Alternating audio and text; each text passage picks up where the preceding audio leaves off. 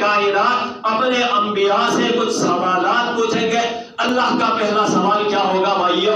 اللہ کا پہلا سوال سابقہ انبیاء سے یہ ہوگا کہ یا ایھا الرسل، او میرے رسولو، او میرے نبیو، ذرا بتاؤ تو صحیح، کیا تم نے اپنی امتوں تک میرا پیغام توحید سنایا تھا کہ نہیں؟ میری توحید کا پیغام میرے بندوں تک پہنچایا تھا کہ نہیں؟ انبیاء کہیں گے کہ اللہ جی ہم نے سنایا تھا، لیکن کچھ لوگوں نے انکار کیا، آپ کے پیغام توحید کو انہوں نے ٹھکرا دیا۔ جب امتوں سے پوچھیں گے سابقہ امت کہیں گے کہ اللہ ہمیں کسی نے آپ کا پیغام نہیں پہنچایا، وہ انکار کریں گے تو رب کائنات فرمائیں گے کہ انبیاء تمہارا یہ دعویٰ ہے کہ ہم نے آپ کا پیغام توحید ان تک پہنچایا ہے، ذرا اس دعوے پر دلیل تو بنتی ہے نا، گواہی تو بنتی ہے نا، ذرا اس پر کوئی دلیل پیش کرو، اس پر کوئی گواہ پیش کرو۔ تو سابقہ انبیاء فرمائیں گے کہ یا اللہ اس پر گواہ آخری امت جناب محمد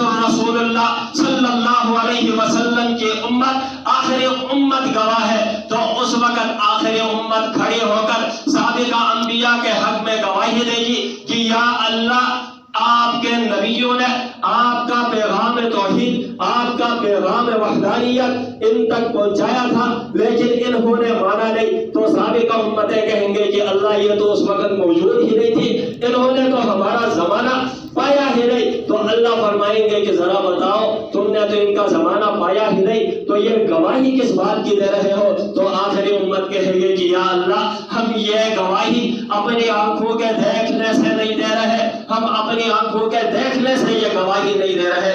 اللہ ہم تیرے قرآن پہ یقین کر کے، تیرے پیغمبر جناب محمد الرسول اللہ صلی اللہ علیہ وسلم کے مبارک فرمان پہ یقین کر کے یہ گواہی دے رہے ہیں کہ آپ کے نبیوں نے آپ کا پیغام ان تک پہنچا دیا۔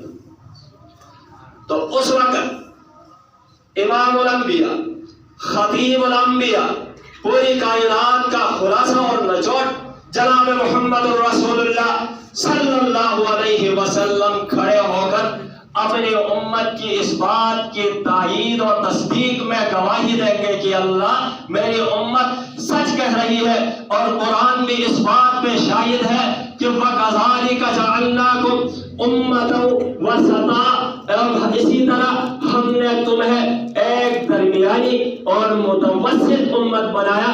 کیوں؟ لِتَكُونُوا شُهَدَاءَ عَلَى النَّاسِ، کل حشر کے میدان میں تم لوگوں پر